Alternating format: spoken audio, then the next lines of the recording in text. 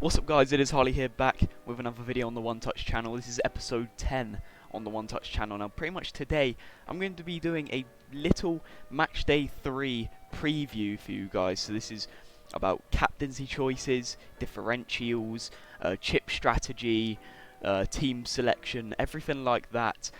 But if you're not already subscribed, I know there's literally about 90% of the people who watch these videos aren't actually subscribed. If you're listening to this right now, just take a few seconds out of your day to literally scroll down and press subscribe, because I'm on the road to 300 subscribers and it would really mean a lot if I could hit that very soon. And it's very possible with all the people that are watching these videos who are unsubscribed, so make sure you just hit it. And I mean, if you are already subscribed and you haven't turned on post notifications, I upload at about 10 PM every single day, so make sure you never miss an upload if you have those post notifications on, and like the video anyway, just to show a little bit of support. But we're going to get straight into captaincy choices for Matchday 3. Now the thing with Matchday 3 is that the teams that play on the same day as each other play at the same time, which gives you a bit of an advantage for the transfer deadline for the Italy-Wales game and the Switzerland-Turkey game, and also with the substitution window on some of the games. Now, for example, here we can see 20th of June, Italy versus Wales is at 5 PM, and Switzerland versus Turkey is also at 5 PM. So for the transfer deadline, if you want to make any subs or any transfers who are in these matches here, you'll be able to see the lineups before the deadline. So for Italy, obviously they could rest a bunch of players based on the fact that they're on 6 points, or they could go all out again to just kind of finish it off, finish on 9 points, beat Wales. Switzerland and Turkey is also a one to look out for, because if we get up the tables quickly, Switzerland and Turkey, Switzerland are on 1 point and Turkey are on 0, so Switzerland are going to go full lineup. And same with Turkey, they're both going to go full strength lineup at top place. So all four of these teams are going to go full strength lineup, I would assume, but you can definitely guarantee it here. Substitution window, if we also talk about captaincy choices, I would wait until the deadline obviously, but it's probably going to be an Italian player, so someone like your Immobile, your Insigne, your Spinazzola, or you could go for someone like Gareth Bale if he's in your team, you know. But yeah, that's for the 20th of June. For the 21st of June, we'll be able to see the lineups for Ukraine, Austria, and North Macedonia, Netherlands. So you know, Netherlands are guaranteed to be through to the round of 16. Now that's something to keep in mind. They might rest Depay, they might rest Dumfries, they might rest Wijnaldum. You know, all of the popular Netherlands players that everyone has in their team, they could bench them, but you'll know now. So if you have Depay in your team, you'll be able to see before the deadline of the substitution window whether you want to, well, whether you're going to actually start Depay or not. Because if he's on the bench and you have him in your starting 11, you could just drop him to the bench, bring on someone from your bench, and then you won't risk having the 0 points from Depay, and you'll know who plays, and you'll know, well, really who to captain. You know, if you wanted to captain Depay and then he ends up not playing, drop him to the bench, captain someone else.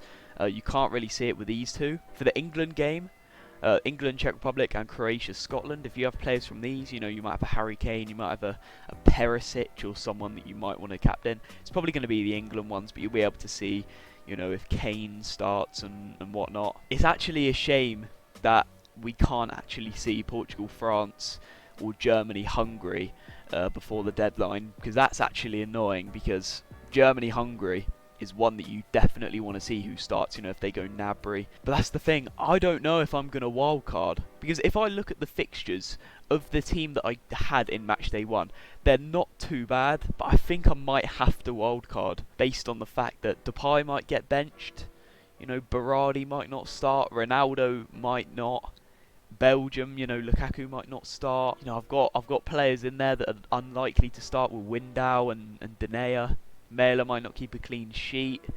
Spinazzola might be benched. I might have to use the wild card, but the predicament that I'm in right now is I'm looking between round of 16 and the quarterfinals. You only get 3 free transfers, so this is going to be really hard to decipher for what to actually do for all of these, and this is why it's really important to do your research, because you know, before your round of 16, you know, you get a wild card for round of 16, because between match day 3 and round of 16 you get unlimited transfers, but then the drop off between round of 16 and quarterfinals, it's wiping off half of the teams and you only get 3 free transfers. So for round of 16 there's going to be upsets as well. So if you look at if England finish top of their group and say France finish second, that will mean that it'll be England versus France in the round of 16.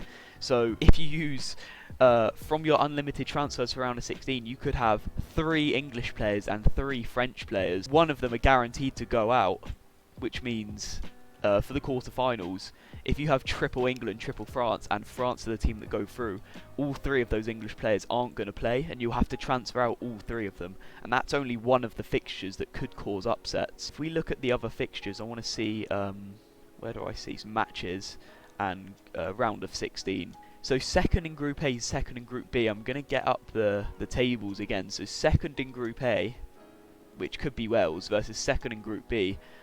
You never know, could be Russia. I mean, it's more likely for Wales to go through, but you never know, to be honest. You don't actually know. It could be Russia that go through. You know, Wales versus, you know, let's get a better situation. Let's get a better... So first in Group A, second in Group C. So exactly, the round of 16 match could end up being Italy versus Ukraine. So you're probably going to think to yourself, oh, okay, Italy versus Ukraine. Italy are the favourites to win that. I'll triple up on the Italy players and not take any Ukraine players. Imagine the scenes if Ukraine actually go ahead and win that round of 16 and Italy go out. It means you have 3 Italian players that no longer play, and you have to use all 3 of your free transfers to get rid of them. So that's another one of the upsets. Imagine if it's first in Group C, which is Netherlands, versus third in Group D, E or F. So imagine that's Sweden. So imagine if it's Netherlands versus Sweden. Again, you're going to be thinking to yourself, okay, Netherlands are the favourites against Sweden. I would assume Netherlands are going to win, so I'm going to take 3 Dutch players for the round of 16. Sweden, if they somehow manage to get a win against Netherlands, the 3 Netherlands players that you took are no longer going to be in the competition, and the 3 free transfers that you have to make will be all 3 of those Netherlands players, and that's assuming there's only one upset and not any of the others. And we know, I think you get the idea now, but we know that there's going to be upsets. You know, hopefully England is not one of the upsets, but we know that, you know, this is the magic of the game. This is the beauty of football. There's going to be upsets in the round of 16.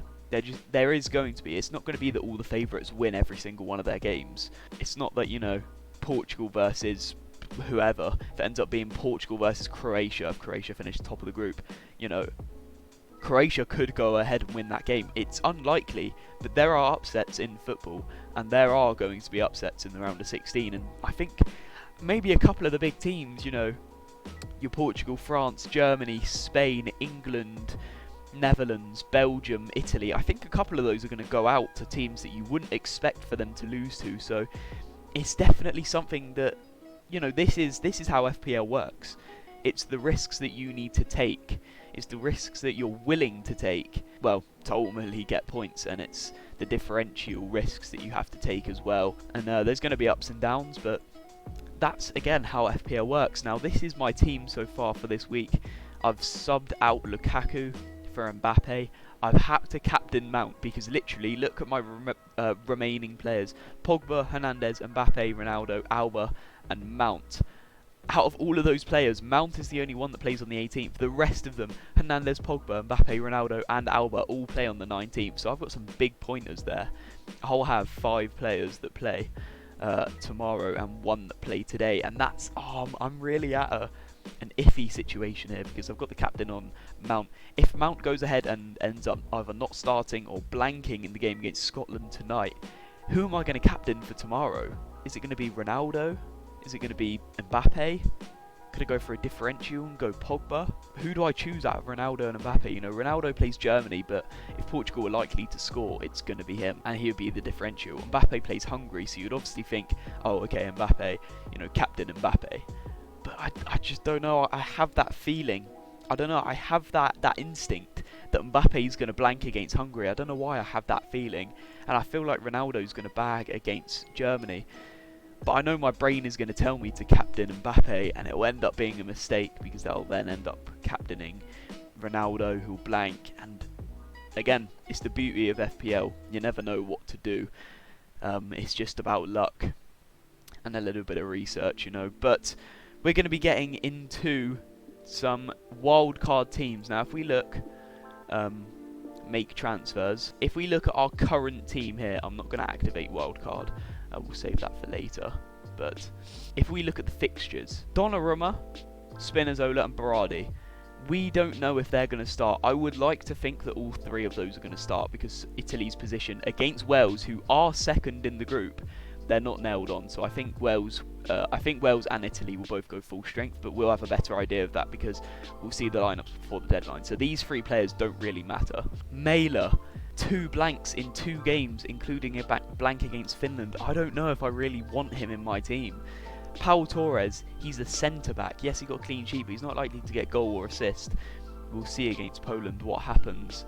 I think he's still nailed on because Spain, obviously with the draw to Sweden, aren't guaranteed to finish top. I think Netherlands are the only team who are guaranteed to finish top after matchday 2. That's the thing. I don't know whether to keep Depay in my team because Depay could get benched. He could get dropped. You know, Netherlands could rotate and bench like 5 starters. But then that also means Windau, obviously, he was benched for matchday 1 and 2. He could get brought in for matchday 3 and they bench someone like Dumfries or someone like that.